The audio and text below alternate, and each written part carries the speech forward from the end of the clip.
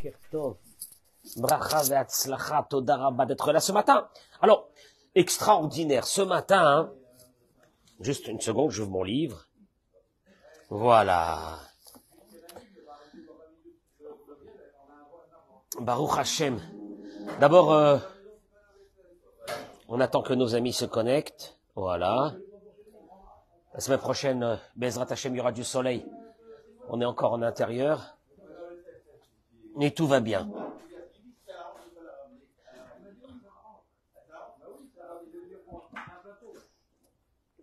Merci d'être là ce matin. On remercie d'abord Rémi pour la pièce montée.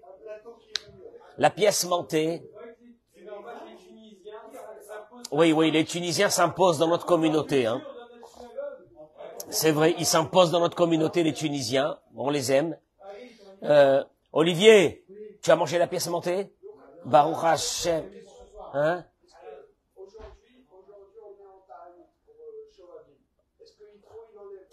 Je pense que oui. Yitro, c'est un grand miracle qu'il y a eu. Je remercie donc Rémi pour la pièce montée. Je remercie Mordechai. Je remercie Gérard parce que ce Shabbat, comme c'est Shabbat de Yitro, il nous a amené de Paris le foie gras. Toda Rabba, Gérard, Toda Rabba. Il me fait des petits plaisirs. Tout le temps. Il me fait des petits plaisirs comme ça, il m'amène de France le foie gras. Toda Rabba, qu'Hachem t'envoie une bracha, une atzlacha ad belidai. Nous, on est bien en Israël, mais les petits produits de France, on les aime aussi. Alors ça nous fait plaisir les deux. Ce matin, je vais sortir un peu des sentiers habituels de la paracha. On a reçu la Torah cette semaine. Je voudrais rentrer avec vous dans une idée. J'attends que nos amis se connectent. Bruchot et Bruchim Abaim. Partagez ce cours de Torah, s'il vous plaît. Parce que vous allez voir ce que je vais dire ce matin, c'est fabuleux. Amen, avec l'aide de Dieu. Je peux vous poser une vraie question. Pourquoi Dieu a pensé qu'il y a un besoin obligatoire de nous donner cette Torah? On la reçoit ce Shabbat, oui ou non? Pourquoi? Je peux encore avancer plus dans l'histoire. Est-ce qu'un juif peut vivre sans la Torah? Et pourquoi? Vous dites non, vous me faites plaisir. Vous dites non. Olivier, tu es avec moi ou non? Amen. Je vais poser une question globale. Est-ce qu'un être humain a besoin de spiritualité dans sa vie? Je veux pas parler de paracha. Je vais vous amener quelque chose que le Rav Zamir Cohen a amené. C'est fabuleux. Et pour beaucoup de personnes qui vont m'écouter aujourd'hui, des juifs ou des non-juifs, comprendront que sans spiritualité, le vrai bonheur de ta vie n'existe pas. Le matériel. Peut-être le matériel, il va m'amener du bonheur. Hein? Le matériel, Olivier, il va m'amener du bonheur. Est-ce que le matériel va m'amener du bonheur? Est-ce que pour être heureux, il faut combler un manque qui s'appelle la spiritualité que chaque être humain a besoin d'avoir en lui? Vous allez voir, c'est fabuleux. Parce que pour beaucoup de personnes qui cherchent le bonheur, je vais leur dire quelque chose ce matin qui est fondamental de la Torah. Et c'est pour cela que Dieu a senti ce besoin de nous donner cette Torah. Cette Torah, c'est une masse de spiritualité. Tu as vu Gérard, Hervé, tous, quand vous êtes le matin, on fait le cours de Gemara. On kiffe. Tu as l'impression que ton âme se nourrit. Tu écoutes un cours de Torah, ton âme se nourrit. Alors, je voudrais vraiment vous renforcer aujourd'hui à travers cette idée. Il dit, le Rav, je vais aller très vite. Eric, tu vas aimer ça. Kol adam chai ba'olam shoef liot murcha. Il n'y a pas un être humain dans ce monde qui n'aspire pas à être heureux. Oui ou non? Non? Oui. Oui. Il te dit, Hinemi de boker, ou yotse mi beto. Chaque être humain sort de sa maison le matin. Torach ve'amel parnassato. Il va se fatiguer va travailler pour sa parnassa. On est bien d'accord. Là, il te dit une chose énorme. Quand tu vas analyser sur quoi est une grande partie de son labeur et de sa fatigue, tu constateras que la fatigue et le travail d'une vie d'une personne n'est pas pour avoir un bout de pain. Hein, Hervé? C'est pas pour avoir un bout de pain qu'on travaille.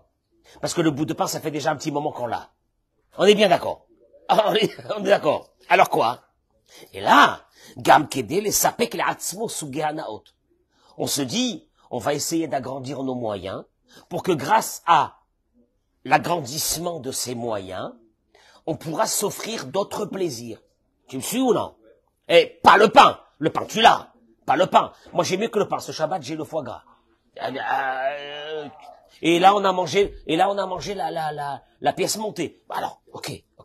Pourquoi? Parce que on se dit que ce travail va m'apporter un supplément d'argent qui me permettra de rajouter des plaisirs de la vie chez Tikvatohi, qui aime Igremu lolotmusha. Et notre espérance, elle est que ces plaisirs nous apporteront un certain bonheur. Non? D'accord avec moi? Oh non. Tu dis, j'ai de l'argent, je vais aller en voyage, je vais aller en croisière, je vais aller m'acheter des fringues, je vais m'acheter une autre montre, une nouvelle voiture, hein? On va changer de maison. Ou non. Ça c'est des choses en plus. Mais ces choses en plus, toi, dans ton esprit, tu te dis que quoi? Que grâce à ça, après que je les aurai, quoi? Ben, je me sentirai quoi? Hein? Un peu plus heureux. Et il dit, trouvez-moi combien de personnes dans le monde il y a. Trouvez-moi. Si vous connaissez, trouvez-moi le nombre de personnes, Rabat, qui peuvent témoigner qu'il est arrivé au bonheur en accomplissant tous ses plaisirs. Kamanashim.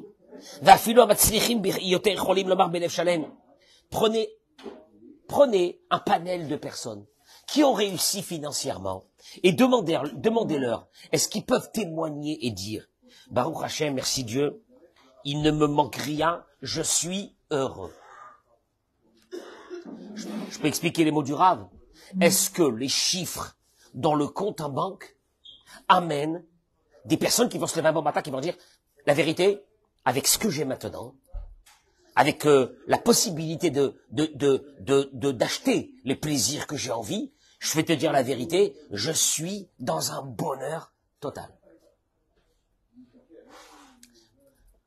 Hervé, j'ai côtoyé des grandes fortunes dans ma vie. Vous savez que les rabbins, ils ont des aventures avec des grandes fortunes qui viennent à eux. Et j'ai constaté une chose, le désarroi, le manque, la tristesse. Alors, tu te dis, si moi j'avais leur compte en banque, hein, je serais pas triste. Je parle pas maintenant de manger, hein, leur compte en banque, je serais pas triste. On se dit qu'à certains... Alors il te dit le Rav, trouvez-moi le nombre de personnes qui ont un compte en banque très garni et qui se lèvent un bon matin qui te disent, je suis dans un bonheur le plus total maintenant que je peux pourvoir à tous les plaisirs que j'ai envie de ma vie. Ametsiout melamedet. La réalité, elle nous apprend que ben adam be'olam kulo, que tous les êtres humains de ce monde, ashirim ve'anim, les pauvres et les riches, rechokim me'od, ils sont très loin. Milhagia la osher ou la siksipo, ils sont très loin du bonheur. Il paraît que l'argent favorise le bonheur. Oh non. Traduction des mots, c'est que celui qui avait de l'argent, comment il devrait être? Heureux, mais heureux. Il se lève le matin, il danse, il chante. Je peux te dire une chose, j'ai jamais vu quelqu'un, des personnes que je connais qui avaient de l'argent, beaucoup d'argent. J'ai jamais vu quelqu'un qui s'est levé le matin qui a dit, maman, j'en peux plus de bonheur ce matin, je suis comme un fou. Alors, il te dit le Rav Zamir, il te dit, Zematril Bitroucha, et tu vas voir, Zematril Bitroucha chez Chesser, chez Marguisha Adam, le riche et le pauvre, ont le même symptôme. Ils se lèvent le matin avec un sentiment de manque. Souchel Trouchat Rekano Benafcho, avec un sorte de vide dans leur âme. Il se lève le matin, il va aller au travail, hein, il va gagner aujourd'hui tant et tant. Dis-lui, pourquoi t'es pas heureux? Pourquoi je te vois pas avec un grand bonheur? Oui, mais vous avez raison. Oui. Non, mais il y a un manque. Bon, il va aller gagner aujourd'hui encore beaucoup. Donc il va gagner aujourd'hui beaucoup plus que ce qu'il avait ce matin. Donc au principe, demain matin, comment il devrait être? Heureux. Demain matin, tu vas le voir. Michel Neff, la même chose. Attends, mais c'est pas possible. C'est pas. Si le bonheur était les moyens, alors il y a des personnes que tu as connues dans ta vie qui ont des moyens, Hervé. Oui ou non? Oui. Donc il devrait être quoi? הוא מנסה להבין מה יכול לגרום לו למלא את עצמו, כי הוא ישיג דבר משהו מאוד מעניין בו, et là, il se lève demain matin. Et qu'est-ce qu'il dit demain matin? Si j'acquiers cette chose-là, je vais être heureux. Oh non. Qu'est-ce qui me manque? Hein? Qu'est-ce qui me manque? La dernière voiture. Si je l'avais, et puis il va travailler pour acquérir cette dernière voiture, ou cette dernière montre, ou cette dernière maison, etc. Et là, et alors il te dit, au Mimi là, il te dit, mais autorega, et alors qu'est-ce qu'il fait? Il se met des objectifs, en se disant que je vais travailler pour arriver à ces objectifs, et quand j'arriverai à ces objectifs, je serai quoi? Heureux. Véiné. Et voilà. Ben, en vérité, tu lis ça, tu dis c'est pas possible. Et voilà qu'après beaucoup de travail, de soucis, de labeur, de voyages, de fatigue, de clients, de rendez-vous, de mois entiers de travail, Baruch Hashem, il a réussi. Bon. Et il a acquis ce qu'il voulait acquérir et il a eu l'argent pour ça. Qu'est-ce que tu devrais dire? À partir de ce moment-là, il se lève le matin, comment il est? Ah, heureux. Il te dit. Et là, seulement, c'est que ce sentiment de plénitude qui te vient après avoir gagné une grande somme d'argent, t'accompagne un léger moment et redisparaît comme elle est venue. Et alors, qu'est-ce qu'il fait? Il se met un but encore plus haut, en se disant que, allez, il faut y avancer dans la vie, il faut être, comment ils appellent ça aujourd'hui? Il faut être ambitieux. Il faut être ambitieux. Moi, je voudrais dire à ces ambitieux qui sont 90% de liquide en eux, que leur vie dépend de rien, qu'un beau matin, ils peuvent tout laisser ici, tous les comptes en banque, et partir. Accompagnés par leur famille, enterrés dans un linceul, et partir.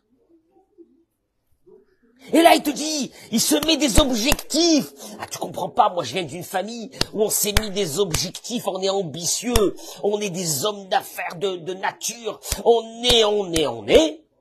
Il se met des ambitions encore plus grandes, et alors, au moment où c'est qu'il a acquis encore un degré, eh ben, le plaisir dure un petit moment.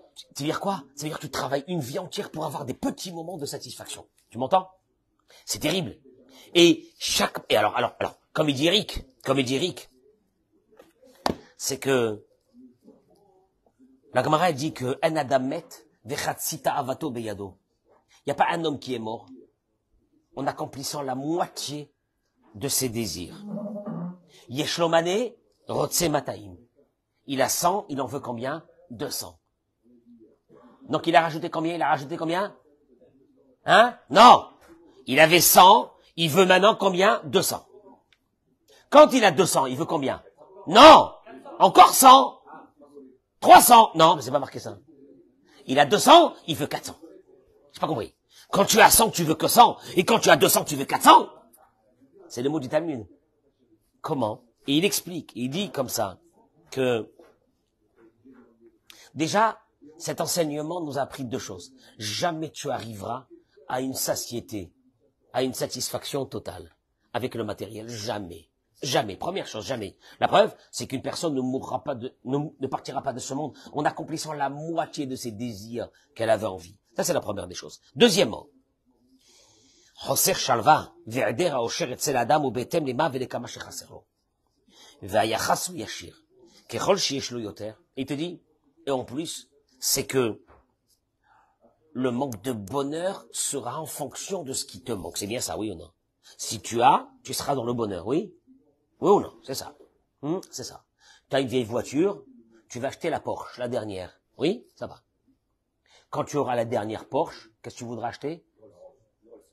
Ah oui, tu diras une Maybach ou une dernière, ou la Rolls, ou la 1, il y a encore une autre, non? Hein? La Bentley. Non, la Ferrari, c'est pour les jeunes. La Bentley. Ok. Il te dit, tu comprends une chose? Quelqu'un qui a une vieille voiture comme moi, une Nissan, il veut pas une Bentley. Il veut juste une voiture un peu mieux. Mais quelqu'un qui a déjà la Porsche, il veut quoi? Une Bentley. Traduction des mots, il te dit, les besoins sont en fonction de ce que tu as. Plus tu as, plus les besoins sont grands. Alors, je vais te poser une vraie question. Toi qui as des grands moyens, et moi qui n'ai pas des grands moyens, lequel des deux a un besoin plus grand? La réponse, elle est très simple, toi. Bon, bah alors, Olivier, on n'est pas sorti de l'auberge. On fait comment? Moi, j'ai cru que quand je vais acquérir beaucoup, je vais être quoi? Heureux. Or, je constate qu'à partir du moment où j'ai acquis ce que j'ai acquis, mes besoins sont décuplés par rapport à un autre qui, lui, ses besoins. Et tu sais quoi? Je vais te dire un truc. À un moment donné, je crois que le riche est jaloux du pauvre. Parce que, mais oui, tu sais pourquoi? Parce que, non, il voit que le pauvre, non, il se suffit de, il se suffit de peu. Et ça l'énerve. C'est pourquoi ça l'énerve? Parce que lui, ses besoins sont monstrueux à ce moment-là. Et il a des besoins et des rêves. Et il est déçu de voir que le pauvre n'a pas ses rêves. En deux mots, il est en train de percevoir que le pauvre est beaucoup plus proche du bonheur que lui. Tu me suis? Non? Il termine et il dit, Kedé le fatseach et tsodaga el haosher. Bon, bah alors où est le bonheur? Hein? Où est le bonheur? Si le bonheur était dans... Non, mais attends, Sam, c'est très dur de dire ça. On a dans la tête une conception. Si j'avais des moyens, mais si j'avais des moyens, je serais heureux. Mais tu te rends compte, je gagne un SMIC, je serais heureux. Mais il te dit, Hervé, il te dit, trouvez-moi sur les doigts d'une main des gens qui ont des grands moyens et qui sont dans un bonheur le plus total. C'est honteux de dire ça. Comment vous dites ça, monsieur le rabbin? Mais vous, d'où vous savez, vous, qu'est-ce que c'est? Vous savez pas qu'est-ce que c'est? Alors, je répète, quand je vois des riches, j'en ai vu des hommes et des femmes qui ont eu besoin, après qu'ils sont passés dans le matériel de leurs habits, de leur maison, ils sont passés dans le corps, des liftings, des machins, à la recherche d'un bonheur. Ça fait flipper. Et tu vois, la personne, elle arrive à 60 ans, 70 ans. Je l'ai cherché, ce bonheur. Dieu m'a donné la parnassa qu'il fallait, énorme. Je me suis éclaté toute ma vie. Mais je suis pas heureux. J'ai un sentiment de vide dans ma vie. Alors, on va appeler ça aujourd'hui... vous avez remarqué que les crises de la quarantaine, cinquantaine, soixantaine et j'en sais rien quoi, ne viennent pas beaucoup chez les pauvres. Pourquoi ces crises existentielles viennent surtout chez les gens qui ont de l'argent? Hein? Pourquoi? Pourquoi celui qui n'a pas d'argent, il n'a pas la crise de la quarantaine? Pourquoi celui qui a un compte en banque garni, à 50 ans, il pète un câble? Pourquoi il pète un câble? Il veut changer de femme, il veut changer de mari, il veut changer de ci, il veut changer de là, il veut tout changer. Pourquoi? Non, le pauvre. Il a cru que cet argent allait lui amener un bonheur. Et voilà qu'un bon matin, il s'est réveillé, il dit, purée, j'ai une holding. J'ai des soucis du matin jusqu'au soir. Mes enfants, ils me font souffrir. Ma femme, je te dis pas. Qu'est-ce que j'ai fait de ma vie? Qu'est-ce que j'ai foutu de ma vie? J'en ai marre. Je me casse, je vais partir dans une île. Ou non? Et quoi? Hervé, trouve-moi 10 personnes, 5 personnes qui me disent bonheur total. Ah, j'ai besoin de rien. Je kiffe. Il dit le Rav, pour trouver le jeune homme, il dit le Rav, du bonheur. Allez-nous la vintrila michan betzem novea benefesh adam, hatzama apnimi haze, amoshech et adam litavod le'od ve'od. Il dit, pour trouver ce jeune homme, analysons d'abord pourquoi à l'intérieur de l'âme humaine, il y a un besoin d'avoir encore et encore.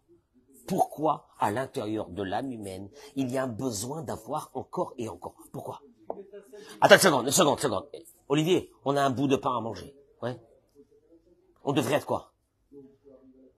On a un toit. On devrait être quoi? Heureux. Ah ben là, celui qui m'écoute, qu'est-ce qu'il doit se dire? Mais ce rabbin, il comprend pas c'est quoi les plaisirs de la vie, je sais pas, prendre un jet privé. Prends un jet privé. Tu arrives à destination, moi aussi j'arrive à destination. Allez, vas-y, fais le retour. Allez, vas-y, là, fais le retour. Allez, vas-y, fais encore une fois. Allez, retourne encore une fois. Allez, mets la limousine en bas du jet. Allez, vas-y. Allez, tout le monde te regarde. Allez, vas-y. Tu as fait. À un moment donné, même ceux qui ont un jet privé, ils en ont marre du jet privé. Qu'est-ce qu'ils veulent? Un autre jet. Non? Il faut changer de jet. Non? Ouais.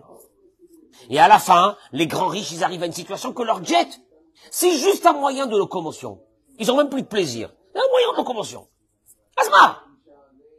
Il te dit d'où ça vient? D'où ça vient ce besoin? D'où ça vient ce besoin? Au Bifrat, il dit, et là je vais vous réveiller une alarme. Ce besoin se trouve que dans l'être humain.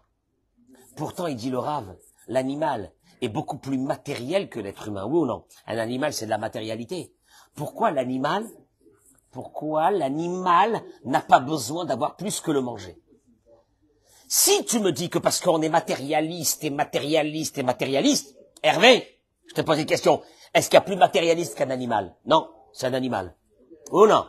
En vérité, qu'est-ce qu'on aurait dû voir ici? Des chats qui veulent quoi? Pas à manger, non. Ils veulent un compte en banque.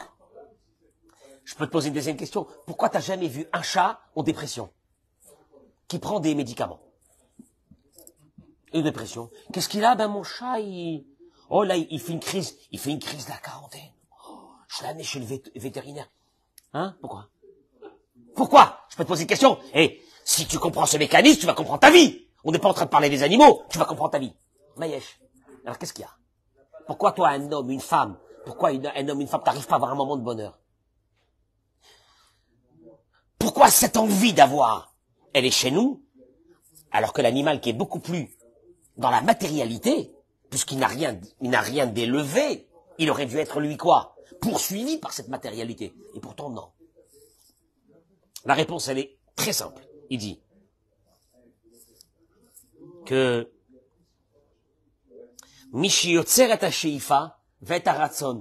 c'est terrible. Quand tu arrives à ça, ça te fatigue. Ce que je vais dire maintenant, partagez-moi ça. Il dit, tu sais qu'est-ce qui amène l'ambition dans un être humain? L'ambition.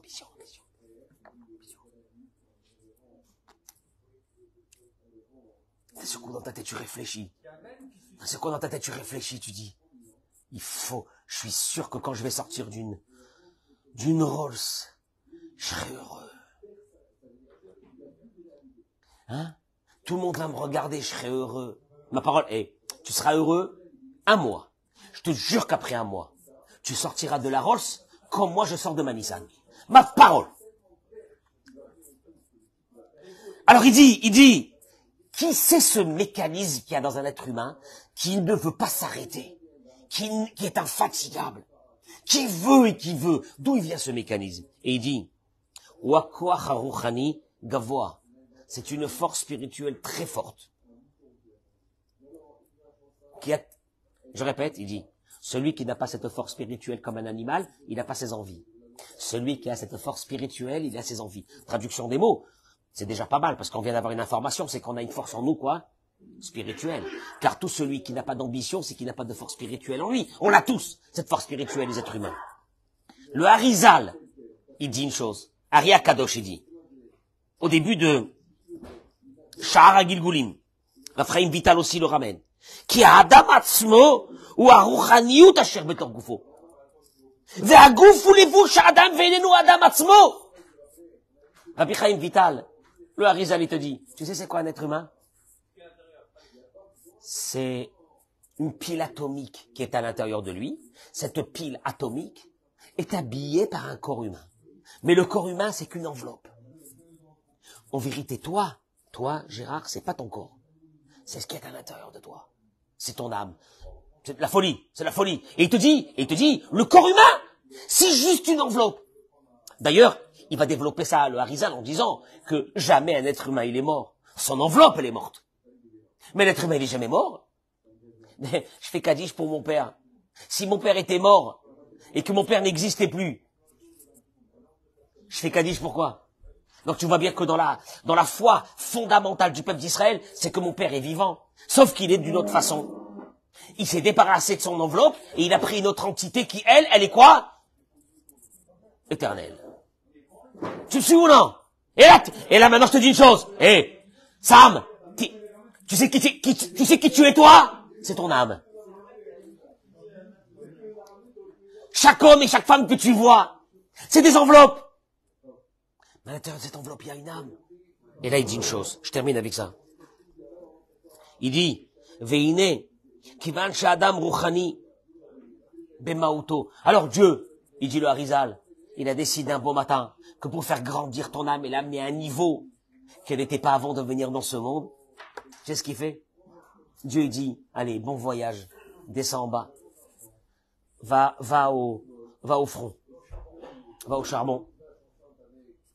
Tu vas te marier, tu vas pas te marier, les soucis de la vie, les enfants, la parnassa, la personne avec qui tu vas te marier, les épreuves de ta vie. Et toi, tu dis, qu'est-ce que j'ai fait au bon Dieu? Qu'est-ce que j'ai fait au bon Dieu? Et Dieu, il te dit, Olivier, qu'est-ce que t'as fait au bon Dieu? T'as rien fait. Je t'ai envoyé dans ce monde, avec toutes les astarot. Afilou behastara, shebetocha astara.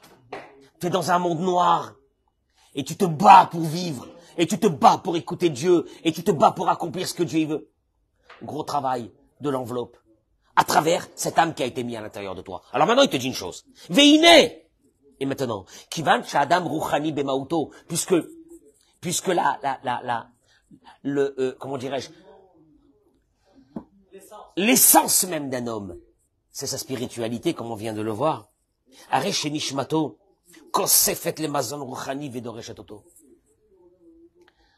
Donc si toi c'est pas toi, mais toi c'est ton âme, hein? Une seconde. Donc on peut passer 2 minutes là maintenant, 2 minutes, juste 2 minutes. 2 minutes, pas plus. Mesdames et messieurs, 2 minutes. Donnez 2 minutes. Qu'est-ce que mon âme a besoin? Elle a rien besoin? Elle est venue ici, elle a rien besoin? Elle a besoin. Elle a besoin de quoi? Un manger spirituel. Écoute-moi bien, c'est terrible ce que je vais dire maintenant. C'est en vérité, c'est le médicament de la majeure partie des malades de ce monde. Ils sont malades, tu sais pourquoi? Sous-alimentés. Eux, ils pensent que quoi? Qu'ils sont sous-alimentés, c'est qu'ils ont besoin d'avoir encore des moyens et des moyens et des moyens et des moyens matériels. Mais ces moyens matériels, tu sais pourquoi en toi tu as ce besoin de ces moyens matériels? Il y a des personnes qui vont te dire, allez faire du shopping, ça me, comment ils disent? Ça me détend, ça nourrit mon âme. Je vais rentrer dans les magasins, donnez-moi deux de ça. Elle prend sa carte black, elle la jette comme ça sur le truc, et elle sort avec des paquets comme ça de Louis Vuitton et de machin, et elle sort comme ça, et elle sort, et elle rentre dans sa voiture. Ça dure quelques heures. Et puis c'est terminé. Parce que l'âme, elle a besoin. Sauf que l'âme, quand elle a besoin, elle envoie des ondes à la personne qu'elle a besoin. J'ai envie. Mais elle a envie de quelque chose de spirituel. Toi, puisque tu as un corps matériel, tu traduis ça par des besoins quoi? Matériels. Et tu commences à partir à l'achat. Et tu commences à partir à la course de la vie.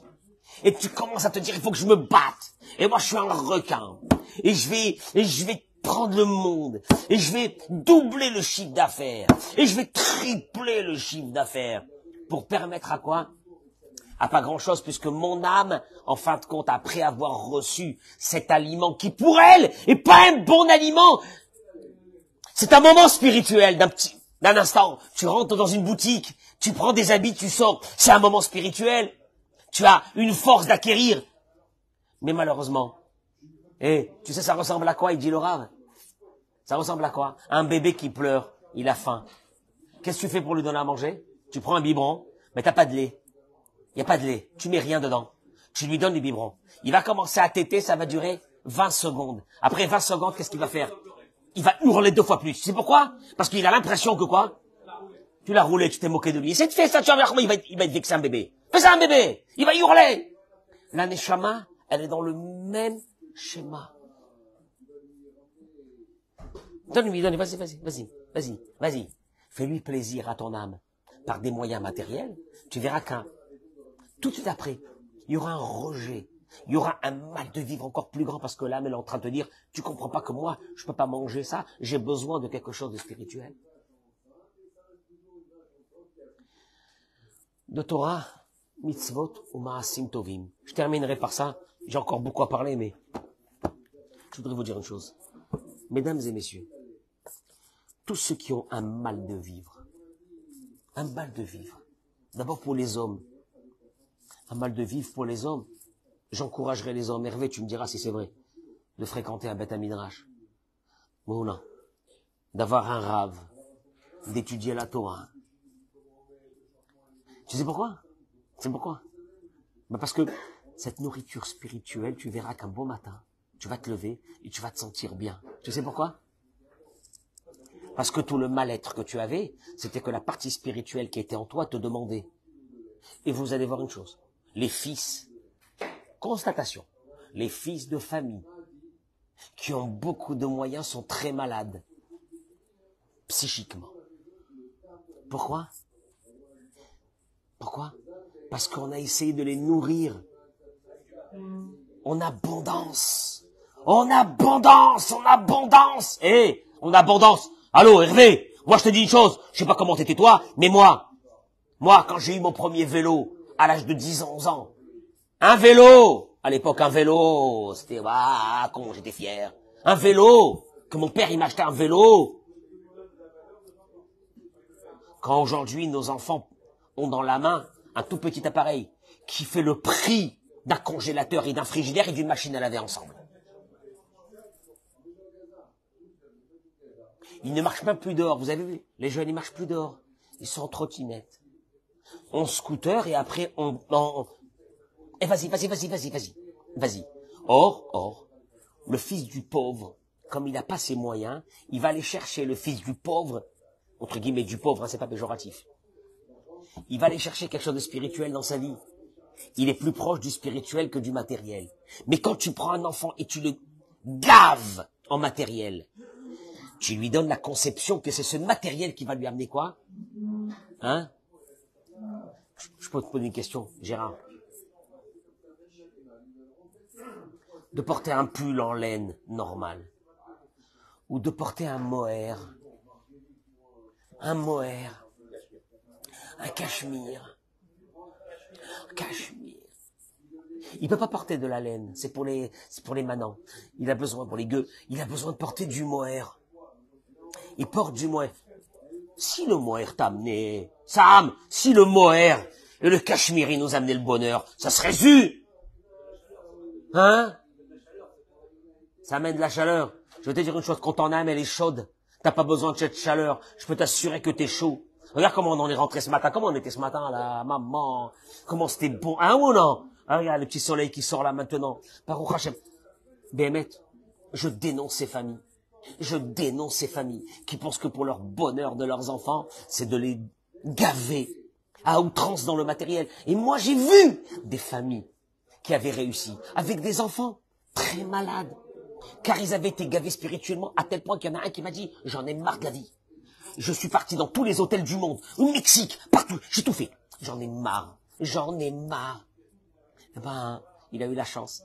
C'est qu'un jour, il a rencontré quelqu'un, il lui a dit « Viens avec moi dans une yeshiva à Jérusalem. » Il est là-bas à la yeshiva, il m'a dit « Le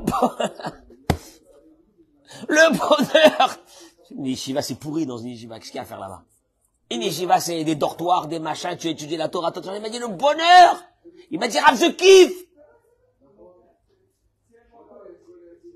Nos enfants, on les a rendus de grands malades psychiatriques parce qu'on les a détruits en enlevant complètement tout ce qui était nourriture spirituelle et on leur a donné nourriture matérielle. Alors, aux femmes, je peux vous dire, mesdames, si vous prenez un livre de Télim, si vous écoutez des cours de Torah, si vous nourrissez votre âme, je vous assure, c'est le plus beau lifting du monde. C'est pourquoi, Gérard, quand tu es heureux à l'intérieur, et quand tu es heureux à l'intérieur, ça ressort sur le visage. Je t'assure qu'il n'y a pas plus grand il n'y a pas un plus beau botox que celui de l'âme. Ça touche les mots, quand on dit les mots comme ça, le botox. Ça touche. Il n'y a pas un plus grand botox que celui de l'âme. Je t'assure. Il n'y a pas un plus grand botox. T'as des gens, tu les vois, ils ont tout. Ils ont 40, 50 ans, on dirait qu'ils ont 80 ans. Comme des morts vivants. C'est pourquoi il te dit le Rav, le juif, le Ben Israël, et même les autres peuples, on est invité par une chose qu'un animal, il n'a pas, c'est l'âme. L'animal, il n'a pas d'âme. Il a ce qu'on appelle un souffle de vie, mais il n'a pas une âme. C'est pour ça que lui, il n'a rien besoin. T'as pas vu les chats? Les chats, ils ont besoin de quoi, là, les chats qu'on a ici? Un peu de croquettes et quoi? Le bonheur. Et le bonheur. Après, ils viennent, ils se frottent sur sur mes pieds, on dirait que je suis leur père. Le bonheur. Tu dis à un chat, quel est ton chiffre d'affaires en KF? Hein? C'est quoi tes, non. Est-ce que tu as des, non. Est-ce que tu as un patrimoine? Il est heureux. Je te jure ma parole, il est heureux. Il se met là au soleil. Il est en train de se lécher ses pattes. Il se fait sa toilette. Il est heureux. Ma parole d'honneur que nous, on n'a pas. Hervé, nous, on n'a pas un moment de bonheur comme ça. Et tu sais pourquoi? Parce que nous, on est malade d'une grave maladie qui s'appelle qu'on a une âme. Et que cette âme, elle a besoin de manger spirituellement. Et que si elle mange pas spirituellement, elle va se vautrer dans le matériel en essayant de trouver des petits moments spirituels à l'intérieur de ce matériel pour se nourrir. Mais c'est pas suffisant. C'est juste que le mal-être va devenir encore de plus en plus grand.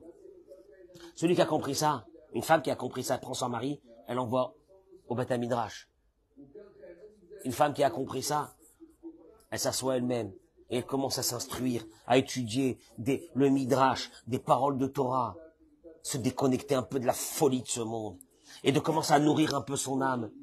Nous, Baruch Hashem, que Dieu nous a donné une chose extraordinaire qui s'appelle cette méditation que nous avons tous les matins à travers quoi? La prière. Tu ne mets pas la prière, on est fou. Tous les matins, oh non, on se retrouve ici, on est là, on est bien, on étudie, regarde, il y a un chiour de Gomara, ils sont en train d'étudier. En fin de compte, c'est quoi? Hervé, c'est même pas une question de s'instruire, c'est une question de nourrir son âme.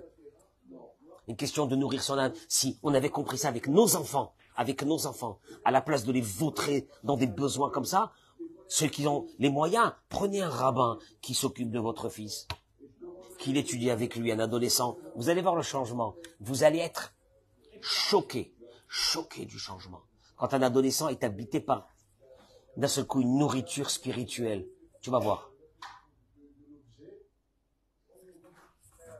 Et on est dans le bonheur là ici, parce qu'il y a une nourriture spirituelle qui est là, parce qu'il n'y a pas que la pièce montée, il y a une nourriture spirituelle, on est bien d'accord. Je vous laisse réfléchir, mesdames et messieurs, et partagez-moi ce cours. Bracha v'atzlacha, amen, Kenya.